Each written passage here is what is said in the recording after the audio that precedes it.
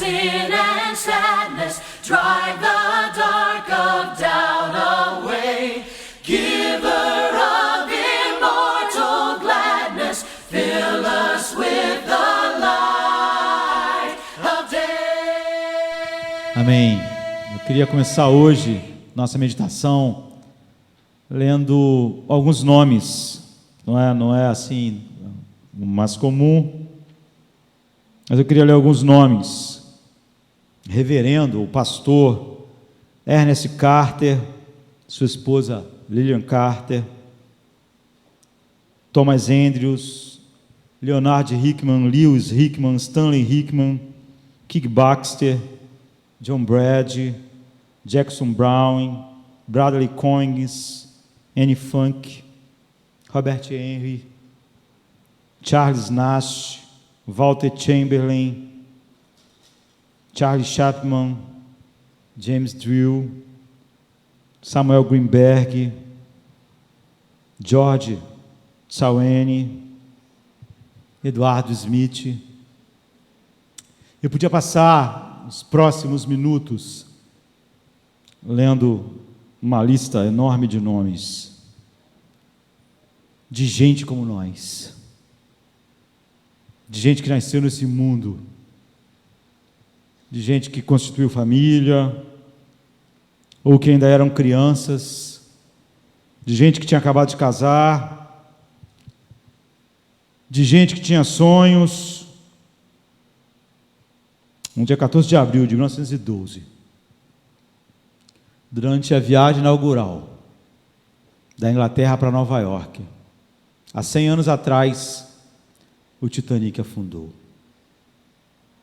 E esses poucos nomes, entre os 1.523 mortos naquela noite de domingo, como essa, são nomes de pessoas reais, com histórias reais, como a nossa, que há 100 anos atrás partiram desse mundo, não é? Na madrugada, não é? Do dia 15 de abril, o Titanic, todos nós conhecemos a história, uma das histórias mais famosas, um dos desastres mais famosos. A White Star Line, que era a construtora do navio, em 1910, ela lançou um panfleto que dizia que ele era concebido como um barco inafundável. Toda a tecnologia humana estava ali, e o Titanic tinha capacidade para 64 botes de madeira. Esses 64 botes de madeira dariam 4.000 pessoas. Como só tinham 3.000 e poucas pessoas lá, havia espaço nele para bote suficiente para todas as pessoas. Mas a Starline achou que só 16 botes seriam suficientes. E sobraria mais espaço para essas coisas que nós achamos fundamental: lazer, diversão, conforto e o maior navio de passageiros do mundo à época. Mas não era só o maior, era o mais rápido. Numa época em que atravessar o Atlântico não era algo tão rápido, ele era rápido. E o capitão do navio, ele fez todo o esforço para bater o recorde da travessia. Então, aquele navio foi na velocidade máxima, velocidade plena. E 2 dias depois, ele já estava se aproximando de Nova York, e ele ia bater o recorde. Mas então ele colidiu com o iceberg. E essa colisão, ela é o resultado de uma combinação de erros, de imprudências inacreditável, como algumas que nós já mencionamos. O capitão sabia que estavam navegando num mar com icebergs, porque eles tinham recebido notificações de outros navios, mas eles ignoraram completamente essas notificações. No domingo como esse à noite, 14 de abril, a temperatura perto da meia-noite era de 0 grau. mas o tempo estava lindo, limpo, céu cheio de estrelas. E o capitão Smith tinha recebido, às 13h45, uma mensagem do América, um outro navio, dizendo: há icebergs à frente de vocês. Há muitos icebergs. Então ele desviou um pouco a rota para o sul e continuou, pleno vapor. E depois eles receberam outras notificações, mas havia duas pessoas responsáveis por receber essas notificações: Jack Phillips e Harold Bride. Eles operavam o dispositivo da Marconi, o rádio e o telégrafo, mas eles não eram funcionários da White Star Line, eles eram funcionários da Marconi, e eles eram pagos pelos passageiros para ficar mandando, eu diria, torpedos para os familiares, sabe? Era o Facebook da época, os smartphones da época. Então, manda aí para o meu pai, que aqui está mó barato no navio, e olha, estamos no maior baile aqui, está todo mundo lindo. E aí eles ficaram muito cheios de mensagens, transmitindo essas mensagens. Então eles não ficaram focados em transmitir para a cabine de comando as várias mensagens sobre há gelo à frente, há grandes icebergs à frente. E mais uma vez, um outro navio, Mesaba, mandou mais notificações, mas eles tinham que mandar o recado: olha, o meu vestido de pérola e a minha maquiagem está linda, o meu smoking está preparado, a música que a banda está tocando está maravilhosa. E a mensagem crítica jamais chegou ao comando, porque os passageiros estavam ali trocando informações com o continente, contando as novidades, igual hoje, né? Assim, tem gente que tropeça, bota no Facebook, né? Assim, qualquer coisa, é assim, exatamente isso. E havia vigias que ficavam olhando no mar escuro, à frente, para ver se aparecia alguma coisa, além de todos esses dispositivos. Mas o vigia esqueceu de informar que ele estava lá em cima, os dois, mas esqueceram de levar o binóculo. Às vezes achavam que isso não era importante. Eles podiam olhar, eles estavam olhando, e às 23h40 da noite, não é? Frederick Fleet e Reginaldo Lee, lá em cima, viram o iceberg. Então tocaram o sino, tentaram falar com a ponte, não tinha muita gente lá no comando, porque era noite, baile, essas coisas todas, e o sexto oficial, Paul Moody, recebeu o recado de que havia iceberg. Como aquelas pessoas não tinham binóculo, elas viram um iceberg quando o iceberg estava muito próximo, e até o sexto oficial dá a ordem ao timoneiro Robert Hitchens, e até ele passar a ordem para que as máquinas fossem revertidas e fosse dada a ré. Em 47 segundos, após o aviso lá de cima, o Titanic se chocou com o iceberg. Aquele capitão queria quebrar o recorde. Então eles não podiam andar mais devagar no meio do Atlântico Norte, cheio de icebergs. Eles não tiveram nenhuma precaução em evitar aquilo. Em retrospectiva, 100 anos depois, nós achamos que essas pessoas eram malucas. No entanto, essa é a mesma atitude com que a grande maioria dos crentes levam a palavra de Deus. Isso que nós achamos que essas pessoas loucas, responsáveis, imprudentes, sabe, para usar uma analogia náutica, o mundo é um lugar muito pior e muito mais perigoso, cheio de tentações e inimigos, do que um oceano cheio de icebergs. E para mudar a metáfora para o campo de batalha, como Paulo gosta, nós moramos num território inimigo, e não amigo. Mas apesar dos perigos, a maioria das pessoas que dizem ser servos de Deus vivem com uma atitude casual, como se não houvesse perigo nenhum. Nós estamos e vivemos, a grande parte das pessoas que ouvem a palavra de Deus, com aquela sensação: nada pode acontecer comigo. Como aquelas pessoas, é essa atitude que as pessoas têm para com o pecado, é a atitude que aquelas pessoas tiveram para com o Oceano Atlântico com seus icebergs. Nós praticamente ignoramos a advertência de Jesus. Você imagina, navios avisaram, houve vários avisos, mas esses avisos vamos combinar se está certo ou não. Quem avisou só podia dizer: olha, tem icebergs, não quer dizer que vai bater, quer dizer que tem. Mas para nós, quem está mandando o aviso não é alguém assim. Não é alguém que diz: olha, talvez possa ter um iceberg, talvez vocês encontrem dificuldades, talvez o mundo seja difícil, vocês podem até distraídos atravessar, mas quem sabe não consegue. Não, quem manda o recado é Deus. Em Mateus 26:41, Jesus disse: vigiai e orai, para que não entreis em tentação.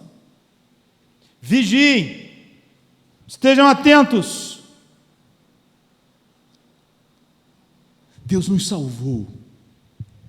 Deus não nos dá só avisos contra o pecado, Ele nos dá promessas. Promessas que nós não vamos poder estudar hoje, que corroboram e dão a certeza da vitória sobre o pecado e a tentação. Nós não vamos poder chegar nelas. Nós somos pessoas, se estamos em Cristo, que estivemos sobre o império das trevas. Paulo diz em Colossenses 1, 13 e 14: o qual nos tirou das potestades das trevas, ou do império das trevas, do poder que nos dominava, e nos transportou para o reino do Filho do seu amor, em quem temos a redenção pelo seu sangue, ou seja, em quem fomos comprados, como estudamos um dia desse, a saber, a remissão dos nossos pecados. Há uma alegria em nós pela libertação indescritível.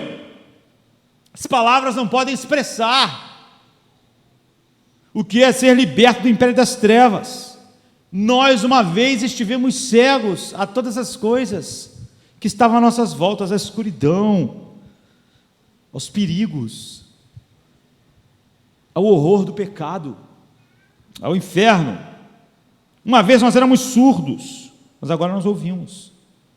Nós estávamos mortos, e tudo aquilo que um morto é para você, um morto em decomposição, é o que nós éramos para Deus. Agora o louvor de Deus está nos nossos lábios, a paz e o perdão de Deus enchem nossos corações, e o senhorio de Cristo nos governa. Fomos comprados, e as bênçãos que nos esperam na eternidade são, na verdade, o ponto no qual nós nos focamos e esperamos. A cidade que não tem, a cidade que tem fundamentos, não feita por mãos de homens. O que acontece é que nós continuamos aqui ainda, e é como o povo de Israel quando saiu do Egito. O faraó ficou furioso. Ninguém perde seus escravos sem ódio. O ser humano gosta de proclamar sua liberdade, mas ele é escravo de Satanás, escravo do pecado. Então o diabo agora é nosso grande inimigo. E sabendo ele, Satanás, que não pode desafiar o nosso rei, não pode desafiar Deus, e não pode fazer nada, tudo que ele pode fazer é concentrar tudo em nós, em mim, em vocês, e incansavelmente ele nos cerca com toda a espécie de coisas que desonram Deus.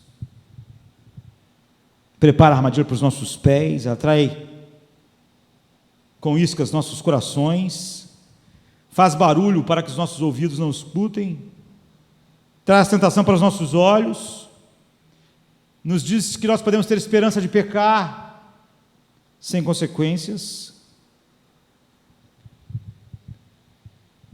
Ele quer desonrar Deus e quer fazer através de nós. Nós um dia estivemos sem essa oposição de Satanás.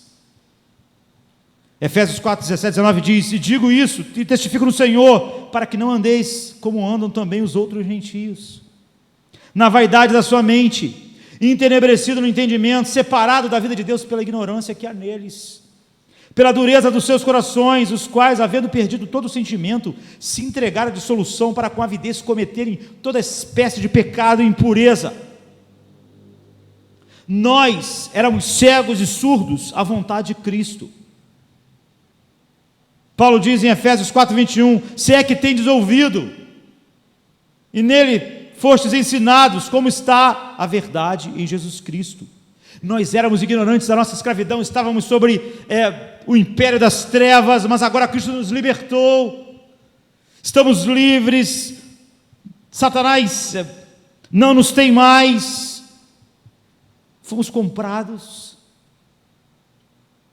e agora estamos numa peleja com o inimigo furioso, como 1 Pedro 5, 8, 9 diz, sede sóbrios. Nós sabemos o que é alguém que não é sóbrio, um ébrio, um bêbado, imprudente, né? Sede sóbrios, vigiai, o mesmo que Jesus disse, porque o diabo, vosso adversário, anda em derredor, bramando como leão, buscando a quem possa tragar, a qual resistir firmes na fé, sabendo que as mesmas aflições se cumprem entre vossos irmãos em todo o mundo. Enquanto estávamos dormindo no calabouço de Satanás, Satanás não se importava conosco. Porque quando você está no calabouço, na escravidão, não importa o que você está fazendo no calabouço, o que nós fazemos, o que nós pensamos, o que nós falamos, o que nós sentimos, nossas ações, são tudo sem importância para Satanás, porque tudo é feito dentro do seu calabouço, da escravidão, do império das trevas. Tudo que a gente fizer expressa essa escravidão, nós, escravos do pecado. Mas a Bíblia diz que agora o Espírito de Deus habita em nós, Romanos 8, 9. Diz que nós somos novas criaturas, 2 Coríntios 5, 17. Que nós fomos livres da escravidão do pecado, João 8, 34 e 36. Então agora Satanás se opõe a nós passo a passo, dia a dia, segundo a segundo. Satanás agora é tanto inimigo meu quanto é de Cristo.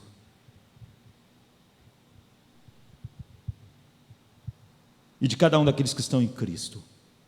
Mesmo Cristo nesse mundo, ele ousou tentar. Então agora ele nos tenta.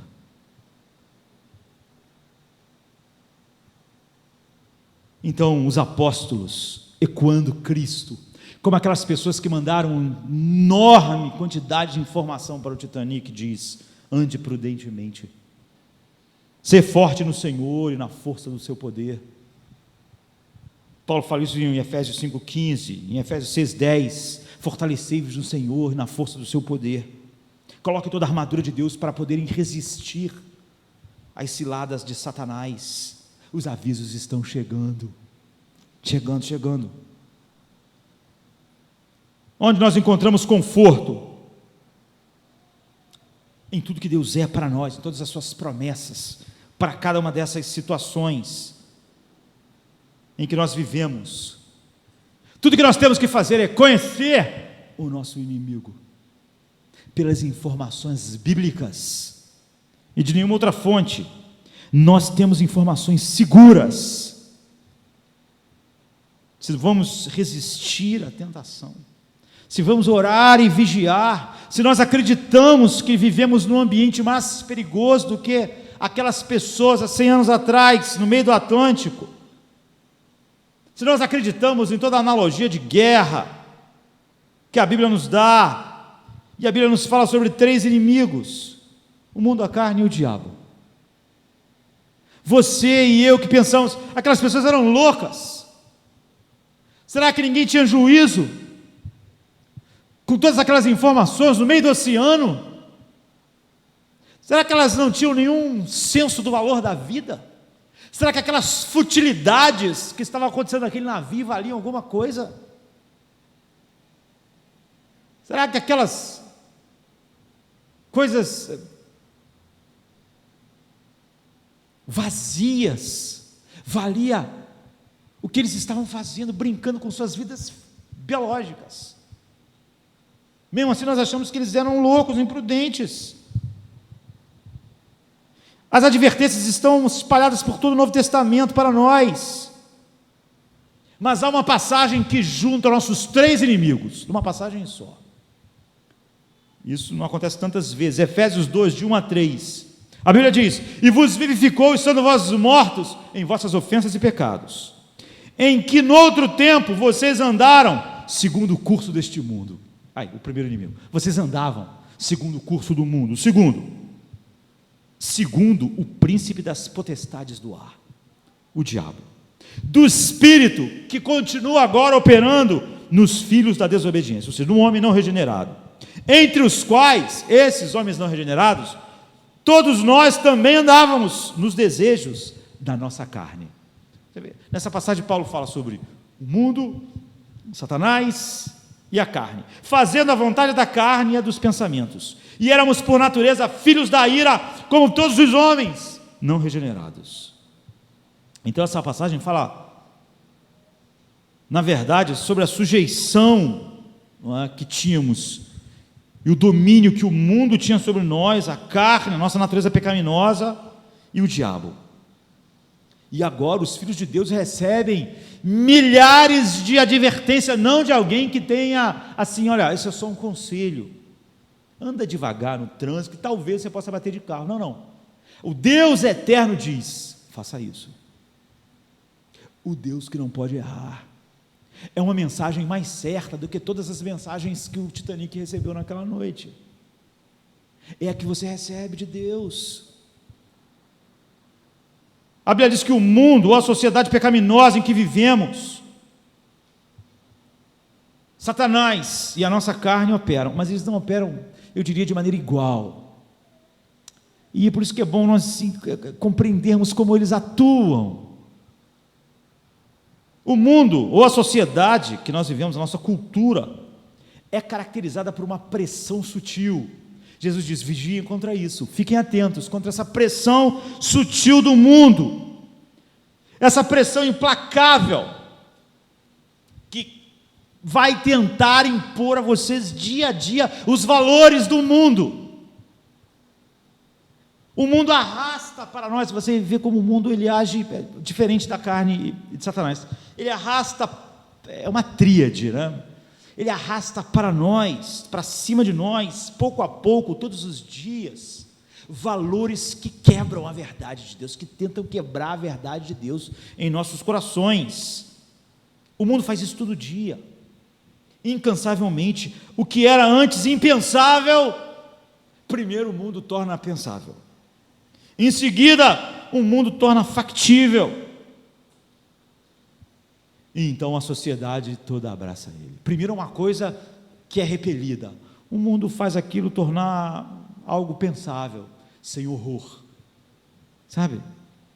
Depois o impensável vira pensável, e você começa a achar, depois de um certo tempo, que aquilo é factível, é normal, é assim mesmo. É aceitável. Logo a sociedade toda está expressando isso. São os icebergs, sabe, espalhados. O pecado se torna respeitável. Quando ele se torna respeitável, nós jogamos os binóculos fora. Acreditamos na verdade que podemos andar no meio deles sem eles nos atingirem. Somos como aquelas pessoas, aqueles loucos no meio da noite, acelerando ao máximo no meio do Oceano Atlântico. Achamos que podemos ir. Achamos a pregação da Bíblia um pouco retrógrada para a nossa época. Acreditamos nas nossas capacidades. Eles acreditavam na tecnologia daquele navio. O pecado se torna respeitável, aceitável para a sociedade. Logo todos nós. Eu estava vendo um pastor essa semana de uma grande igreja de São Paulo falando que sexo fora do casamento para jovens, que ainda não tem emprego, vida definida, responsabilidade assim, é errado.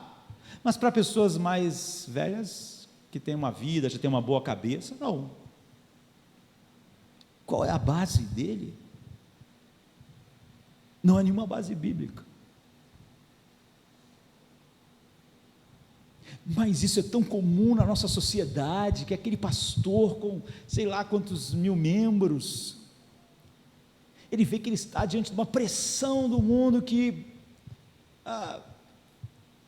como é que nós vamos atingir uma multidão de adultos responsáveis, financeiramente independentes, falando para eles agirem assim,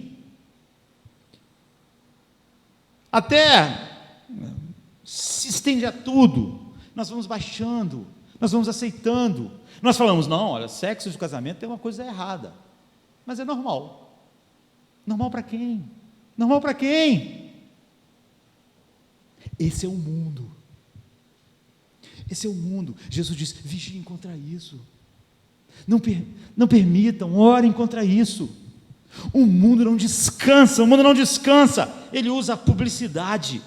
Tudo que a publicidade faz é o quê? Busque o prazer. Entretenimento, viagens, passeios, diversão, busque isso, busque o prazer. Qual é a outra coisa que a publicidade faz? Busque posses. Olha esse perfume, olha essa roupa, olha esse carro. Busque isso, viva para isso. Lute, trabalhe 10 horas, 12 horas, 20 horas. Faça o máximo. A publicidade fale, tenha prestígio, seja respeitável. Isso é o mundo. A psicologia diz, promova-se.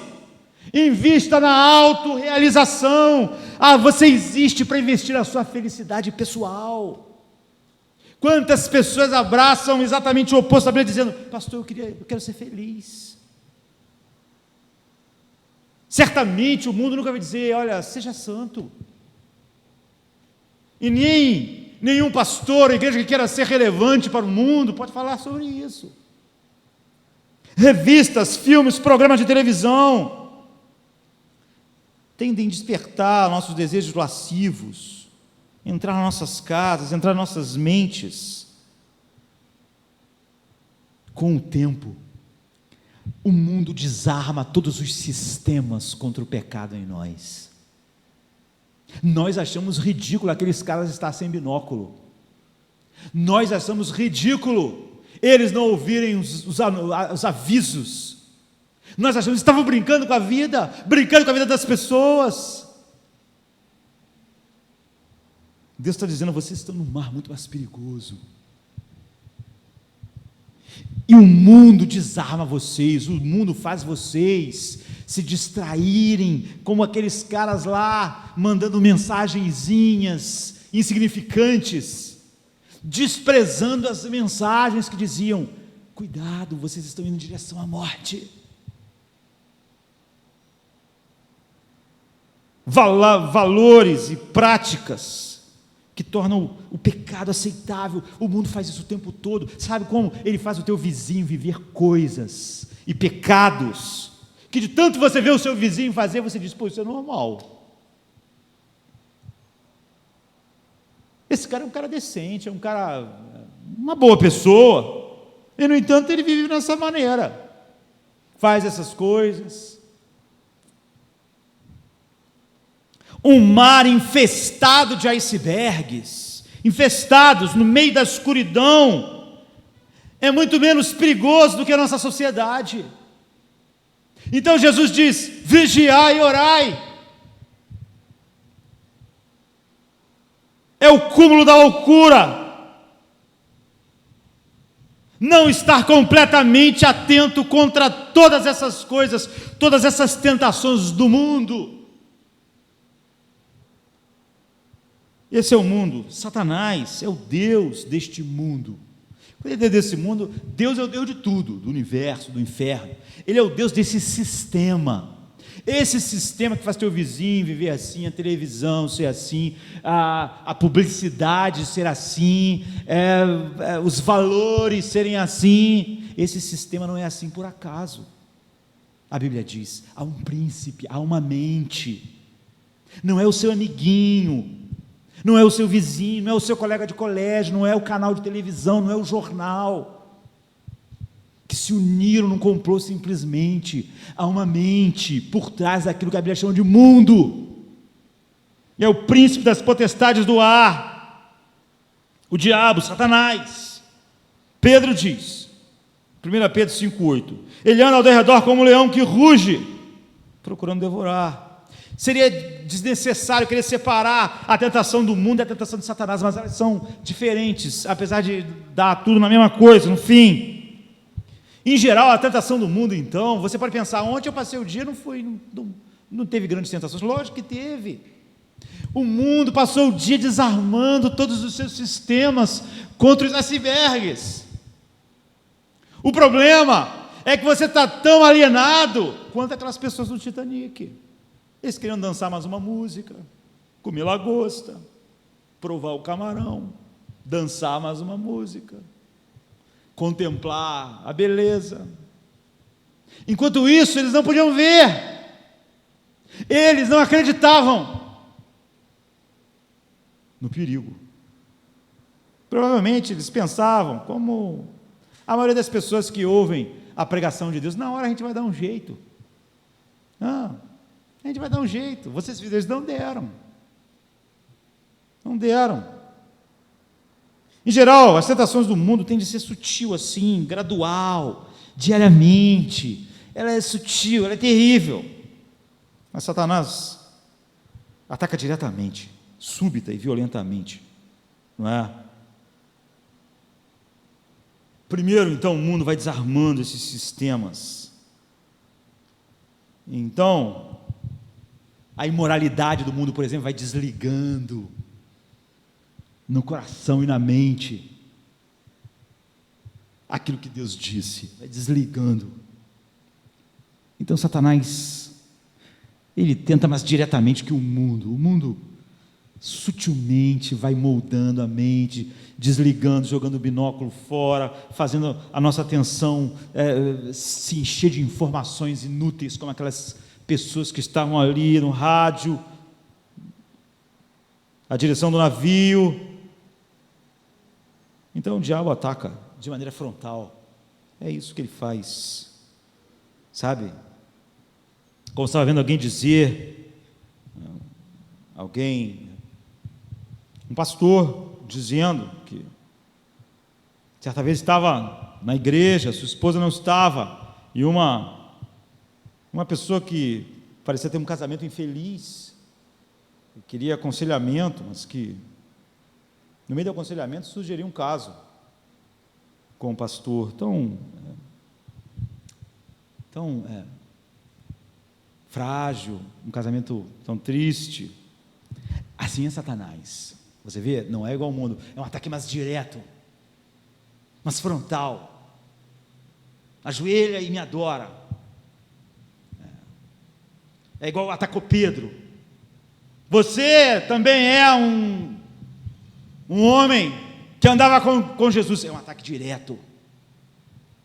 O mundo fez o seu papel, Satanás faz o dele. Tão perigoso quanto é o mundo e o diabo, eles não são o nosso maior problema, porque a Bíblia diz que há uma coisa dentro de nós, que o apóstolo Paulo chama de carne, não é? Que quando nós fomos regenerados, perdeu o domínio sobre nós, mas que ainda existe. A Bíblia diz, porque estás debaixo da graça, o pecado não terá mais domínio sobre vós, não tem mais domínio, não governa, não tem o domínio, não tem mais, vocês são livres. Mas John Owen, um dos maiores puritanos, ele diz, a liberdade do domínio do pecado não é a mesma coisa que a liberdade da influência e da presença do pecado. Ele não nos domina, mas ele está lá. Ele está lá com todo o seu poder, sabe? com toda a sua influência. Ele não tem mais domínio. Ele não pode subjugar. Seu domínio foi banido. Mas a natureza do pecado é inalterada. Sabe? A sua natureza é diabólica. É anti-Deus. Não tem mais domínio, mas essa é a sua natureza. Ele ainda tem influência. E agora que você é livre, a ordem de quem te libertou é: mortifique o pecado. Isso glorifica a Deus.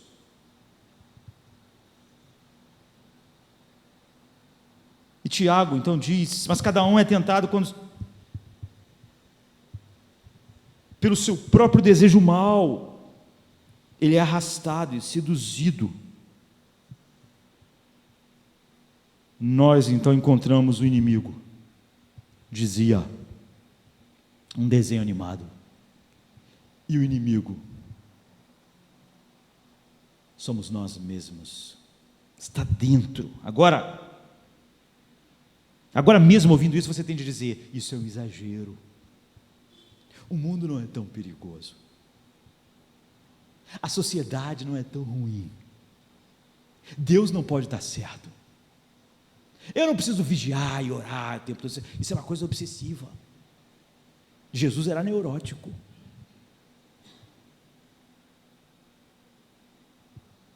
É um exagero, mas a Bíblia diz: você que acha que aquelas pessoas eram loucas, tem sido esse o procedimento da maioria das pessoas. O desejo mal dentro de nós não tem mais domínio sobre nós, mas ele deseja se expressar todo o tempo. Deixa eu explicar como é o desejo mal nosso. A carne, ele é como um radar, não é? O radar ele não procura qualquer coisa, ele procura coisas específicas. Então, há um sistema de radar dentro de nós que fica rastreando o ambiente, sabe? Para responder às tentações. É isso. Eu vi alguém dizendo que há muitos anos atrás ele tinha um grande problema com não podia, por alguma razão, foi proibido, mas ele adorava sorvete, podia. Então ele disse que era uma coisa assim, ele podia andar numa rua cheia de placa, anúncio, ele não via nada, mas se fosse uma sorveteria, de rabo de olho ele via. Entende? Ele era fascinado por sorvete, não podia comer sorvete, então o radar filtrava sapato, roupa, nem via. Mas se fosse a sorveteria, ele via. Ele disse que nunca passou por uma sorveteria sem perceber. Isso é a carne, ela quer se expressar, ela é um radar que varre a nossa volta. Então ele podia passar por qualquer tipo de outra coisa, mas nada chamava atenção assim. Outra pessoa disse que cismou que precisava de um determinado carro. Não era só carro, tinha que ser um carro lá que viu, aquela marca, aquele carro. Depois que esse desejo entrou no coração, ele disse: na rua eu só via aquele carro, podia passar um monte de carro, eu não via, mas quando aquele passava, eu via. E eu tentava criar em mim todo tipo de argumentação de que eu precisava daquele carro. O câmbio é automático, o volante é mais anatômico, o banco é melhor para a coluna. Ele disse que todos os tipos de racionalizações passavam na cabeça dele para dizer para ele, querendo convencê-lo de que outro carro não ia ser bom, outro carro não ia satisfazer, tinha que ser aquele. É mais espaçoso, é mais confortável. Por quê? A antena dele tinha sido ajustada para aquele carro. Ele viu os outros carros passarem e nem levava em consideração, mas aquele. Você pode pensar que a indulgência de um cara com sorvete, com um carro, não tem importância nenhuma. Eu discordaria. Mas o problema é o princípio. Você pode dizer, não é pior pecados como cobiça, luxúria, inveja, ressentimento. É verdade, mas o princípio é o mesmo. Há dentro de nós algo rastreando o mundo. Um mundo cheio de icebergs. Há inimigos dentro. Rastreando. 24 horas por dia. Paulo diz, a nossa carne está sempre procurando oportunidade de se manifestar. Você vai orar, a Bíblia diz. Aí você deixa a porta aberta para o pessoal ver que você é um cara de oração. Uma vez eu fui uma viagem, pregar num lugar, um cara disse para mim assim, vai ter um pastor aqui, é uma benção. É uma benção por quê? Não, quando ele vai pregar, às 7 horas da noite, ele chega às 4 horas da tarde e fica ajoelhado. Fica ajoelhado aonde? Na igreja. Então, você entende? O cara não podia se ajoelhar em outro lugar. Não é? Ele tinha que se ajoelhar onde todo mundo, fazer igual o fariseu, que é orar na praça. Você vê, a carne está sempre procurando satisfazer-se. Se você vai orar, então ela pensa, há um lugar para o orgulho aqui. Ela está sempre rastreando, sabe? Você deve olhar todas essas coisas de uma maneira direta para a sua vida. Eu vejo na internet um monte de gente lutando pela verdade, combatendo o erro, mas as pessoas lutam pela verdade de uma maneira muito estranha. Era como se as pessoas no Titanic, todas elas amassem, fizessem passeata a favor das leis náuticas de proteção, enquanto elas mesmo lá no Titanic não estavam fazendo nenhuma coisa para obedecê-las. As pessoas são fãs da verdade, defendem a verdade, mas vamos aprovar leis para que barcos andem com todos os botes. Leis para que os navios tenham muitos rádios. Mas aí depois, as pessoas usam aquele rádio para bater papo. Ou seja, amam a verdade, mas nada como nós vimos Davi dizer no Salmo 119, 48, eu levanto as mãos para a tua verdade, as quais eu amo. Se tu falou para mim, vigiar e orar, eu levanto a mão para isso. Começo a vigiar e orar. Se tu fala para mim, Timóteo, fuja das paixões da mocidade, começo a fugir. Eu recebo os sinais, as mensagens, como o Titanic recebeu, mas eu, na mesma hora, reajusto tudo. Ainda mais pelo motivo de quem está mandando, Deus. Provérbios 27, 12 diz, o prudente percebe o perigo e busca refúgio. Ou seja, ele ouve a mensagem, o que tem iceberg, diminui a velocidade do navio. Vamos mais para o sul. Atenção total, tripulação toda atenta, binóculos lá em cima, vamos andar devagar. Não. O prudente percebe o perigo e busca refúgio, mas o imprudente, ou simples de mente, segue adiante e então sofre as consequências. É o que a Bíblia diz. Provavelmente o capitão do Titanic podia ter evitado aquilo tudo. Todas aquelas pessoas. Da mesma forma, nós podemos ouvir o que Deus diz, se somos filhos de Deus, se acreditamos de que Ele não pode falhar.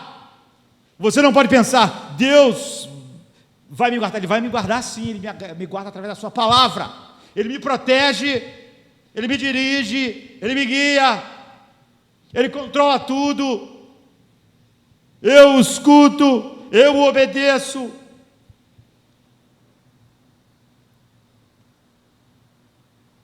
Então há essa antena dentro de nós, fazendo a sua varredura.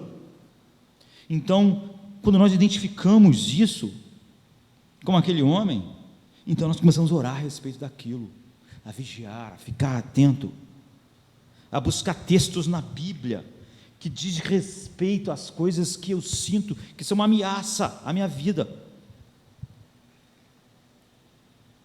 Pode ser o seu temperamento, a sua melancolia, a sua preguiça, ou sua tendência para controlar as pessoas. Tudo isso te leva ao pecado. Tudo isso já é pecado, né? Preguiça, por exemplo, já é pecado. Ter um temperamento mais forte não é o pecado em si, mas então, em vez de você dizer eu tenho um temperamento forte, você vai dizer eu sou uma pessoa que presta atenção no meu temperamento 24 horas por dia, eu o vigio, como iceberg, pronto a colidir com a minha vida e desonrar Deus. É assim que filhos de Deus vivem. Nós notamos que nosso temperamento é forte, não para usarmos ele assim, olha, poxa, desculpe, meu temperamento é forte, é para mortificá-los. Inimigo, eu vou matar, eu vou usar as armas de Deus, eu vou fortalecer na força do poder de Deus. O meu temperamento não tem nenhum domínio sobre mim. Isso é diferente para cada um de nós. O vendedor é solicitado para mentir o dia inteiro. O mundo está assim, cheio de icebergs. Você tem contas, você tem empresa, você é vendedor, você está num ambiente que faz você acreditar que você tem que enganar, não fazer a conta direito, não dar as informações. Cada um de nós está exposto a uma série de tentações, não há como fugir disso. Por isso nós temos essa ordem. Resumindo, um inimigo dentro de nós, que está dizendo para você o oposto do que Deus está dizendo. Dentro do navio Titanic estava um dos donos do Titanic. Há momentos que o capitão ficou meio com medo, mas o dono do Titanic queria mostrar como era poderoso o Titanic, e dizer para ele, acelera, acelera, acelera, sabe? E ele queria agradar, era o dono, o patrão, mas rápido. E o capitão do Titanic também pensou, eu vou bater o recorde, vou ficar famoso. Havia coisas dentro, impulsionando ao caminho oposto, seja por palavra, pensamento, ação, afeto, motivo. Gálatas 5,17, Romanos 7, 14, 23, a Bíblia diz, porque a carne cobiça contra o Espírito, e o Espírito contra a carne, e este opõe-se um ao outro, para que não façais o que quereis. O que querer? Vocês querem obedecer a Deus, se vocês nasceram de novo. Se vocês não querem isso, então vocês estão no império das trevas. Jesus não mandou um homem do mundo vigiar e orar, para não entrar em tentação. O cara é escravo do diabo. Ele mandou aquelas pessoas que nasceram de novo.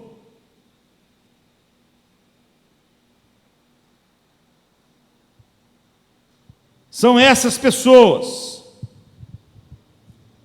E você pode pensar, pastor, se isso é assim, ora, será que não era melhor eu ficar adormecido no calabouço de Satanás do que numa guerra dessa que o senhor está falando? Era como o que você está dizendo? Era como alguém falar, o que Titanic fez, apague os faróis, vamos fingir que não tem nada, que não há perigo. Quem sabe se a gente fechar o olho, o fantasma desaparece.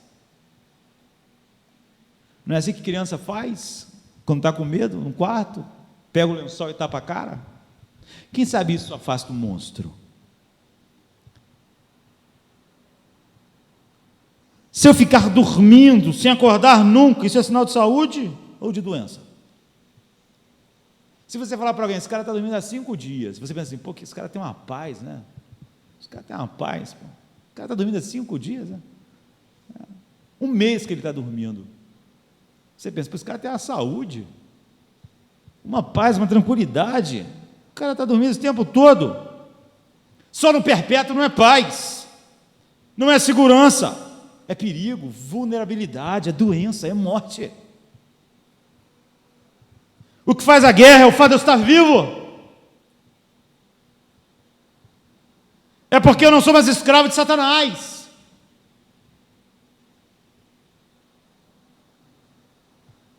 É porque nós enfrentamos a fúria de Satanás.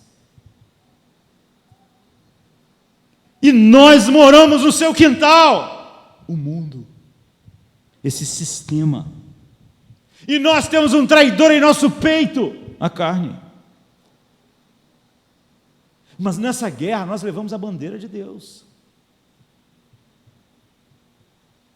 O nosso rei vitorioso que nos comprou para Ele, para a sua própria glória. Então, para os filhos de Deus, as tentações estão sujeitas à providência de Deus, sabe? Deus nos deixou no mundo, Deus nos deixou no mundo perigoso. Em vez de tirar o perigo, Ele diz para nós: vigiem, estejam atentos. Ele podia fazer diferente. Vocês vão mostrar que vocês pertencem a outro, que tudo na vida de vocês está indo na direção de conformar vocês à imagem de Cristo. Mesmo as tentações para os verdadeiros filhos de Deus são presentes da graça, porque as tentações, quando nós somos filhos de Deus, nos revelam coisas importantes sobre nós. Jesus, quando orou por Pedro, Ele não orou para Pedro não ser tentado, não é? Ele disse: Simão, Simão, eis que Satanás me pediu para ter você, para peneirar você como trigo, mas eu roguei por ti, para que a tua fé não seja destruída. E quando te converteres, confirma os teus irmãos. Ou seja, Cristo orou para que Pedro não fosse destruído pela tentação, mas que ele fosse tentado, porque a tentação era importante para Pedro. Pedro não sabia todas as coisas. Em Lucas 22, 33, ele achava que ele era corajoso, que ele era capaz e poderoso. Então a tentação iria destruir a autossuficiência de Pedro, para que ele vencesse dali em diante. Deus usa todas as coisas, mesmo quando o diabo faz o seu pior. Pedro precisava entrar na escola do fracasso para entender, para poder escrever para nós: cuidado, o diabo é como um leão que ruge. Um dia eu ouvi a mensagem de que isso era verdade, não levei a sério, mas eu chorei amargamente.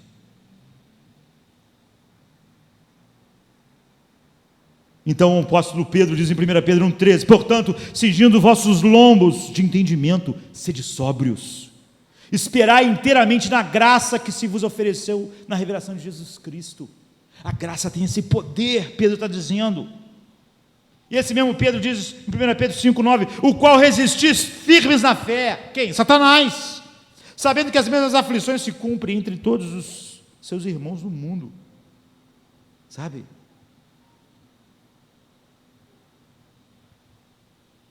A tentação à nossa volta, o mundo, provoca raiva, mas na verdade ela traz à superfície a raiva, a luxúria, o orgulho, a cobiça, para que você os mate. Esse é o propósito. Sabe, a tentação, ela, no Filho de Deus, ela traz. Aí você percebe o orgulho. Tem que matar o orgulho. Você percebe a cobiça, porque a tentação trouxe isso lá das recâmaras do coração para fora, expôs. Então o que Satanás fez para o mal, Deus converte para o nosso bem. Dessa forma. É assim que faz. Então eu quero acabar falando sobre a liberdade cristã, porque nosso tempo terminou. Uma mulher rica, eu acho que isso é a cara de muitas pessoas dos nossos dias. Ela morava numa mansão, numa montanha linda, perto do mar, essas montanhas beirando o mar. E ela precisava de um motorista que levasse ela para casa, levasse ela para a cidade, por aquelas estradas cheias de curvas, e ofereceu um salário maravilhoso. Ela era riquíssima, milionária. Então se apresentou um monte de motorista. trabalhar naquela casa, dirigir aquele carro, era tudo de bom. E todos os motoristas, então, queriam mostrar suas habilidades. Então, eles aceleraram, passavam perto do abismo, faziam curvas interessantes. E ela disse que depois de vários assim, dirigindo, mostrando a sua habilidade ali naquela montanha, um candidato guiou completamente diferente. O mais longe possível da borda, o mais longe possível do abismo, na velocidade certa. E então a viúva contratou aquele homem, porque ela não queria ousadia, sabe? Ela queria ser conduzida com segurança.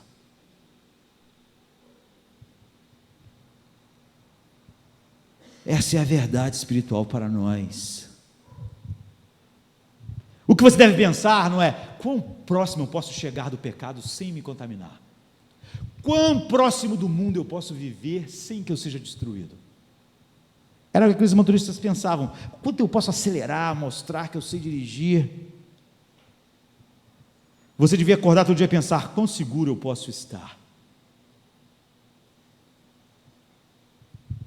Vigiai e orai. Quão seguro eu posso estar?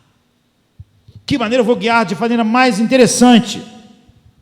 Não é como eu posso ser ousado, andar rápido, acelerar o Titanic no meio do mar de iceberg. Não, não, não. Se o capitão Smith tivesse pensado, como eu posso ser seguro? Como eu posso levar essas pessoas para casa? Como eu posso fazer elas chegarem a Nova York? Como eu posso fazer, não fazer disso aqui uma grande tragédia? Então a liberdade cristã não é para você pensar quão ousado eu posso ser, mas quão seguro eu posso ser. A Bíblia nunca diz, chegue mais próximo possível que você puder do pecado, ande no conselho dos ímpios, tente o máximo sem. Não, a Bíblia diz, não, não, não, não, não, ao contrário, vigiai, orai. O mundo, a carne, Satanás. Esse é o princípio fundamental. Em Gálatas 5,13 diz, vocês, meus irmãos, foram chamados para serem livres, mas não usem da liberdade para saciar a natureza pecaminosa, e sim para servir. Deus libertou vocês. Vocês foram chamados para serem livres, mas não para dar ocasião à carne. Pensem que a carne continua com aquele radar. Vocês não são livres para saciar a carne.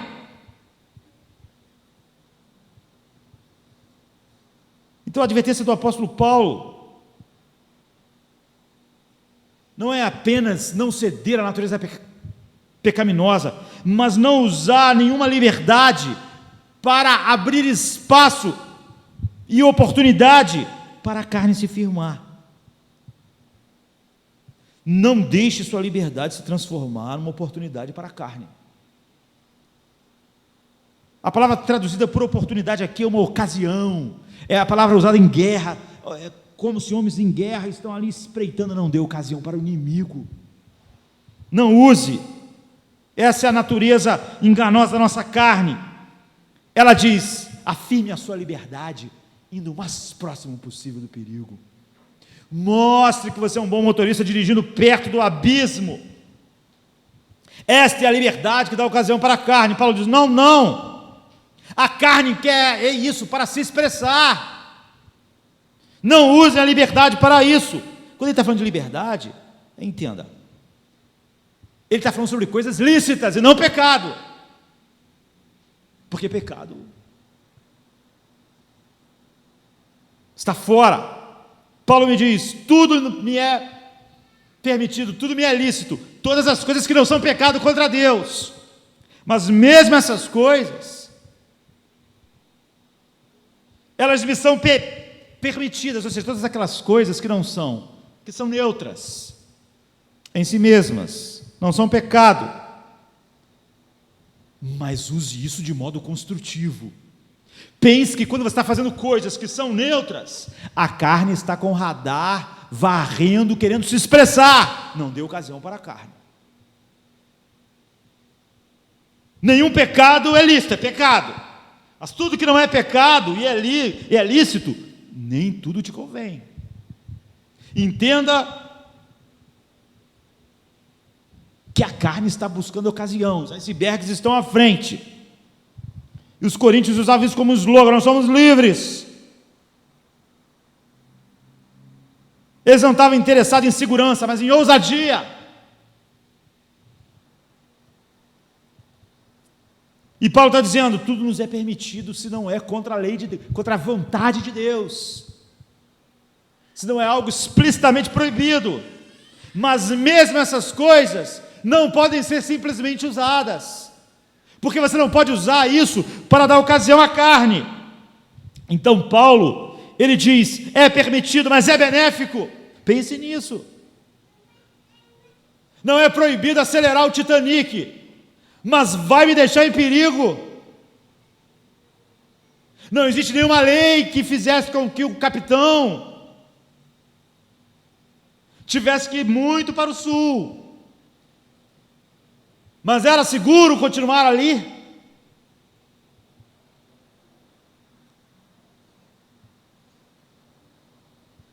Paulo diz: é benéfico.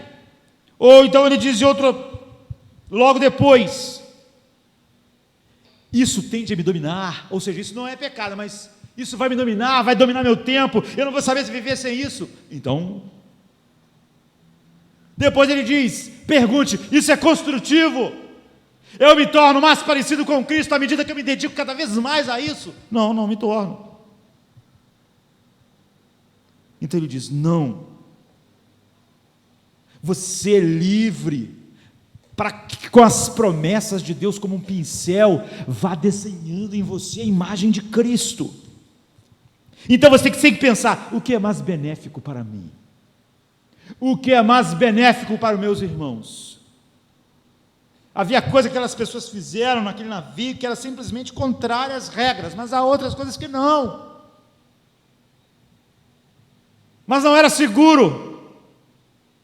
Aqueles motoristas que queriam a vaga ainda estavam dentro do limite de velocidade que o governo impôs. Eles iam até a beira da estrada, mas eles não saíam da estrada. Mas aquilo já não era mais seguro. E aquela senhora queria um motorista seguro. É o que a Bíblia diz: vigiai. Então Paulo dá o princípio que rege toda a carta aos Coríntios. Em 1 Coríntios 10, 31, depois disso tudo ele diz: portanto, quer comais, quer bebais, façam tudo para a glória de Deus. Então, esse é o princípio básico. Isso vai glorificar a Deus. O mundo vai ver a glória de Deus, a beleza de Cristo. Este princípio sozinho, sabe, resolve. Então a palavra de Deus não é algo que nós defendemos como fãs. Davi diz em Salmo 119, 11: escondi a tua palavra em meu coração. Para quê? Para não pecar contra ti. Esse é o propósito. Não adianta um amor à verdade sem esse amor e sem esse propósito. Eu não quero pecar contra Deus. Eu não busco ocasiões para que minha carne se expresse, é o contrário.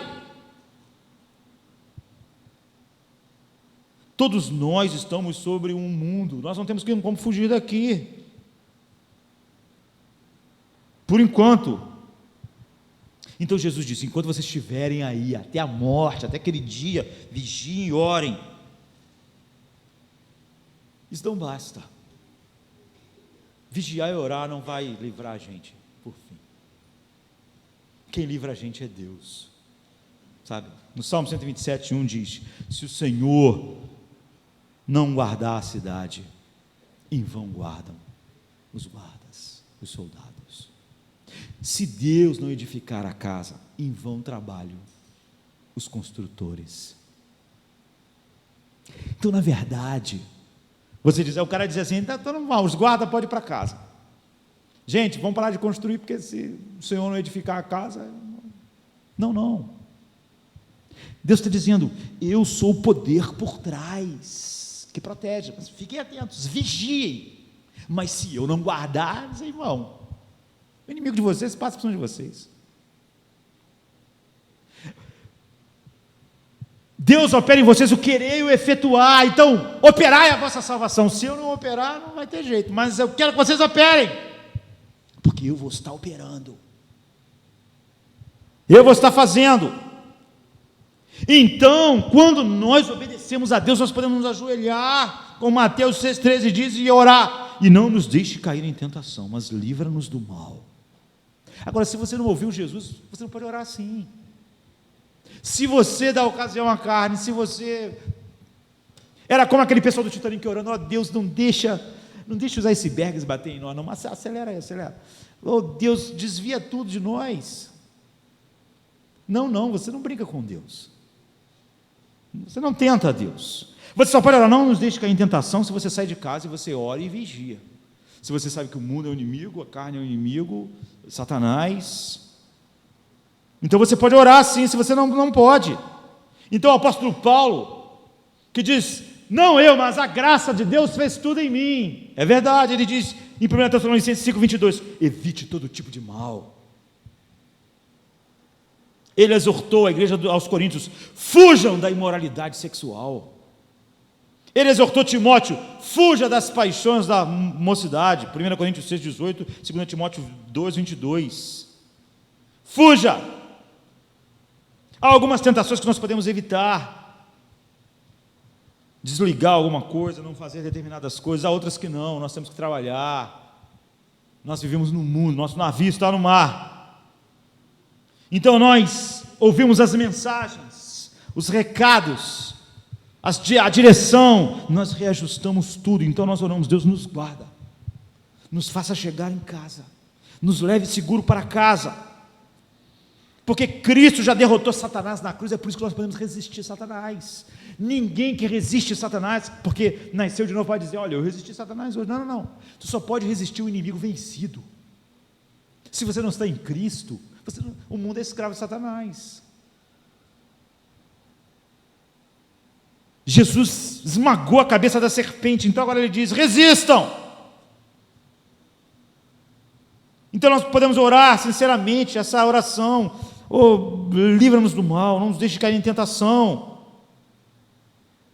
usando todos os meios de graça,